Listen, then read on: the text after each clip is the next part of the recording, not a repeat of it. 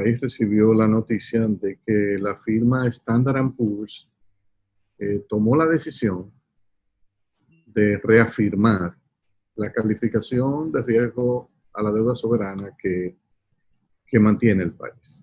La mantuvo en BB-, y eso es una noticia muy positiva porque somos de los pocos países del mundo que en este año 2020 no sufrimos una rebaja en la calificación de riesgo.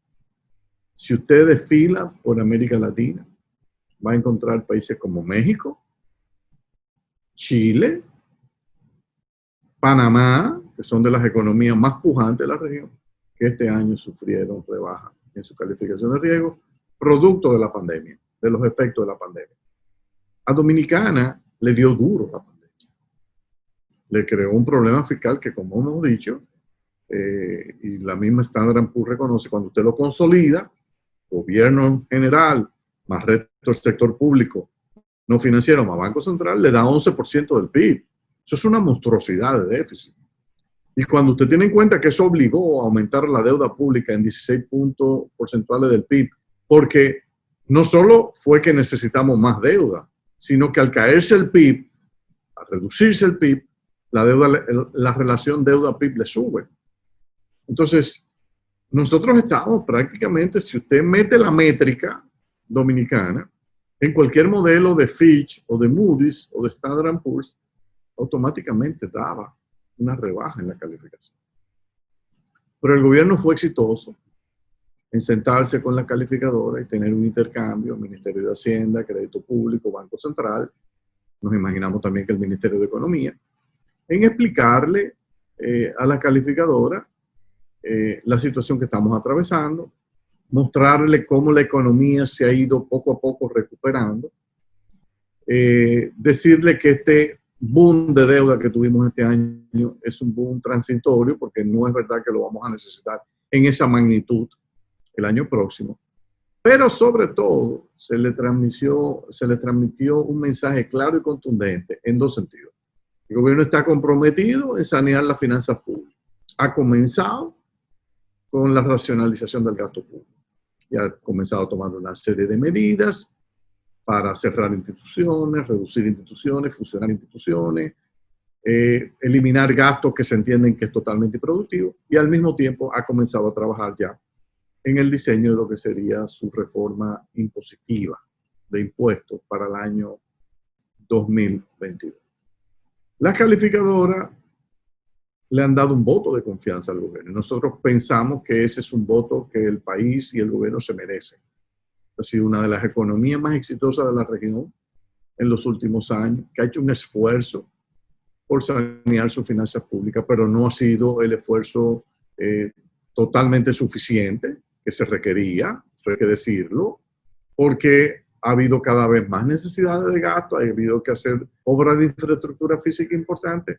El propio gobierno actual ha anunciado una serie de proyectos que tienen trascendental importancia para dinamizar nuestra economía y mejorar la competitividad en el área portuaria, en el área turística, en el área de autopistas, y está buscando un mecanismo, ya sea con alianza público-privada o ya sea ejecución directa por parte del Poder Ejecutivo, para realizarlo. Para eso se va a necesitar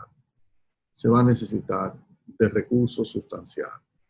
Y es importante que el gobierno pueda movilizar el ahorro interno de una manera tal que a través de la vía recaudatoria pueda requerir o demandar la parte que le corresponde y que está establecida en la Estrategia Nacional de Desarrollo. Standard & Poor's ha dicho, miren, nosotros creemos que el gobierno tiene la voluntad de hacer la reforma, le vamos a dar un voto de confianza, pero vamos a hacer el siguiente llamado. Si no hay reforma tributaria en el año 2021, que nosotros veamos que se somete y se aprueba en el Congreso, resultaría inevitable una rebaja en la calificación de riesgo. Pero eso no solo lo va a hacer Standard & Poor's. Eso lo hacía Moody's, lo va a hacer Moody's, lo va a hacer Fitch. Algunos nos van a bajar un escalón, otros nos bajarían hasta 2 escalones. Todo va a depender de la demostración de madurez y seriedad que reflejemos cuando presentemos esa reforma. Esa reforma, nosotros estamos conscientes que hay sectores que van a sentirse que es dura. Bueno, el tema es que la presión tributaria de 14% es insoportablemente baja.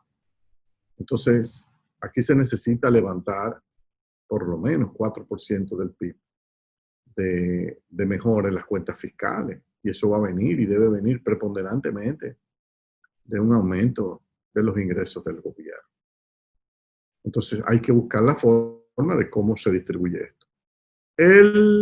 Las calificadoras también dicen que quieren ver cómo se recupera la economía dominicana porque ellos entienden que si el PIB comienza a subir vertiginosamente, entonces es un indicador que ayudaría junto con la reforma tributaria para mantener y reafirmar la calificación y crear las condiciones para en un futuro, cuando el país pueda salir de este agujero en que nos metió la pandemia, pueda salir y entonces crear las condiciones para que el país marche en camino hacia lo que debería ser el objetivo en unos años, que es obtener el grado de inversión. República Dominicana, creemos nosotros que si hace las cosas bien hechas, debería en 5 o 6 años estar tocando las puertas para convertirse en un país grado de inversión. Pero para eso hay que hacer muchas reformas en el país, comenzando con esta reforma fiscal que va de la mano de la reforma del sector eléctrico. El gobierno ha dicho que tiene mucho interés de aprobar este pacto eléctrico. Lo más importante del pacto eléctrico, no hay que darle tantas vueltas, es que la tarifa reaccione a los precios promedios de los combustibles en el mercado global y que esa tarifa que enfrentarían empresas y los hogares se cobre en su totalidad, en el sentido de que no haya gente consumiendo el servicio sin pagarlo. Eso va a requerir una reingeniería grande de las sedes, va a requerir mucho coraje y voluntad política. Son medidas desagradables, pero no hay de otra. O sea, lamentablemente, no es cierto que la electricidad es como el maná del cielo, que al gobierno le sale gratis y en consecuencia no tiene que cobrarlo. No, no, no, hay que cobrarlo. Hay que cobrarlo. Y América Latina está enchivada en un populismo altamente peligroso, donde si un gobierno decide que las tarifas reflejen el costo, por lo menos de operación de una infraestructura física como la de transporte, por ejemplo, entonces la gente se revela. No puede ser. O sea, si nuestro continente no entiende que el desarrollo no se consigue con precios mentirosos, que esos precios mentirosos a lo único que conllevan es a pobreza, entonces estamos perdidos. Y América Latina tiene que dar el brinco. Si usted va a la Asia, las tarifas por el uso del sistema de transporte público en el Asia reflejan condiciones de mercado. La gente trabaja, la gente gana y la gente paga el servicio. Ahí nadie se roba la luz. Ahí la gente paga por el servicio del metro lo que hay que pagar y por el transporte en autobuses lo que hay que pagar. Entonces, América Latina no puede entender ni creer que hay almuerzos gratis o que los gobiernos pueden hacer obras y no cobrar. Los peajes hay que pagarlos, pero hay que pagarlos a los precios que hay que pagarlos, que permitan dar mantenimiento. Ahí el ingeniero Pedro Delgado Malagón hizo un análisis, ha estado sacando unas publicaciones en el Caribe explicando los enormes costos que representan el mantenimiento de la infraestructura vial del país. ¿Y qué pasa cuando el gobierno no tiene dinero para dar el mantenimiento? Que la infraestructura sufre violentamente y después hay que hacer inversiones supermillonarias, porque ya lo que se van a requerir son reconstrucciones, no reparaciones. Entonces, esas son de las cosas que nos permitirían a nosotros salir de la pobreza. Nosotros tenemos más de 1 millón de dominicanos que viven en Europa, en los Estados Unidos, y ven cómo los gobiernos gastan, cómo invierten en infraestructura. Y saben cuánto cuesta un peaje allá, y saben cuánto cuesta un metro allá. ¿Ay, por qué entonces aquí, cuando esas autopistas no tienen nada que envidiar a la de Estados Unidos, o cuando el sistema de metro nuestro no tiene que envidiar nada el de Estados Unidos, aquí entonces nos oponemos y aquí decimos no se puede cobrar, no se puede pagar? No, así no puede ser. Lamentablemente así no puede ser. Entonces tenemos que tener un pacto político donde los dominicanos y la sociedad pacte con el Estado el concepto de que hay que sacar del escenario los precios mentirosos y hay que buscar la forma de que la población tenga ingresos para enfrentar esos precios de mercado. Sin eso nosotros no vamos a caminar hacia el desarrollo. Y estar imitando posiciones fundamentalistas que uno ve en algunos países de la región, donde los jóvenes se lanzan a quemar infraestructura vial y de transporte fundamental para el funcionamiento de las economías, no es lo que va a ayudar. Yo creo que nosotros tenemos que darle un voto de confianza al gobierno en el sentido de que puede contar con la población para hacer estas reformas, tanto fiscal como la eléctrica, y que lo único que aspiramos es que se tenga bien identificado cómo se va a capturar el dinero, cómo se genera el dinero y cómo se va a gastar. O sea, aquí ha sido lamentable que en ocasiones la OPRED no ha tenido el dinero para comprar los lubricantes de los rieles y de las ruedas del metro, lo que supone incurrir en un riesgo innecesario para esa infraestructura de transporte. Eso no puede ser. Nosotros tenemos que garantizar ingresos al gobierno, al Estado, que le permita dar mantenimiento a sus obras de infraestructura. Entonces, creo que este mensaje de Standard & Poor's debería calar en toda la población. Nosotros le vamos a dar una oportunidad, no le vamos a rebajar este año la calificación de riesgo, pero eso sí, si en el año 2021 nosotros vemos que pasa la mayor parte del año y no hay intento de hacer reforma, que le están sacando el cuerpo a la reforma, o porque la misma tiene mucho costo político, o porque no hay suficiente voluntad, o porque hay mucha oposición de sectores y es imposible pasarla, entonces preparemos.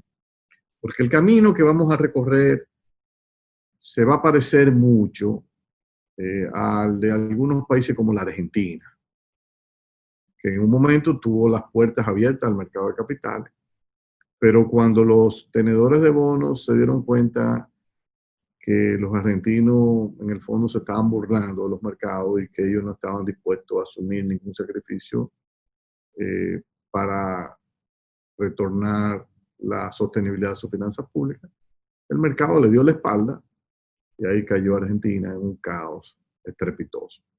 Entonces, eso es lo que nosotros tenemos que tener en cuenta, que pasaría aquí si nosotros creemos que somos más inteligentes que el mercado global de capitales y que lo podemos engañar permanentemente y decirle, no, nosotros vamos a hacer la reforma en 6 meses, no, la vamos a hacer en 1 año, no, la vamos a hacer en 2 años, no, mira, esto en el momento la vamos a dejar para el próximo gobierno.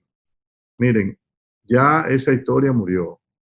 Es lo mismo que ya al sector eléctrico se le acabó su tiempo. Ese tema de las pérdidas que no acabamos de enfrentarlas, eso se le acabó su tiempo. O sea, ahí el gobierno va a tener que tomar medidas responsables, visionarias. No debe tener miedo a permitir que la iniciativa privada entre y que el Estado se quede exclusivamente como un regulador y un supervisor efectivo. No debe tener ningún miedo. Eso es lo que están haciendo la mayoría de los países del mundo. Y en un país que usted no tiene un Estado rico por el lado de las recaudaciones, usted no puede pretender que el Estado esté canalizando un 1%, 1,5% del PIB en subsidio al sector eléctrico. Eso es una barbaridad. Entonces, escuchemos bien el mensaje de Standard & Poor's, que lo dieron previamente también Fitch y Moody's, y actuemos con responsabilidad. Nosotros no podemos seguir actuando como chivos sin ley. Démosle la oportunidad al gobierno de que prepare una reforma bien hecha, que la puedan explicar. No la critiquemos sin haberla escuchado.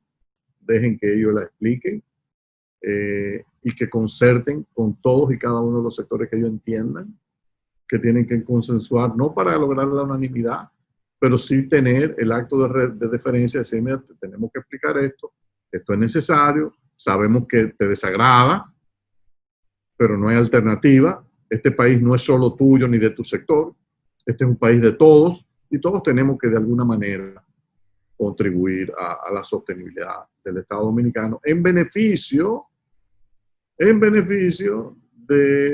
toda la población, pero principalmente de aquellos que no pueden valerse por sus propios medios y que el gobierno, a través de su política de equidad, está tratando de ver cómo los va habilitando para que puedan entrar al mercado de trabajo y puedan entonces estar habilitados para resolver por sus propios medios sus necesidades. Volvemos a un momento.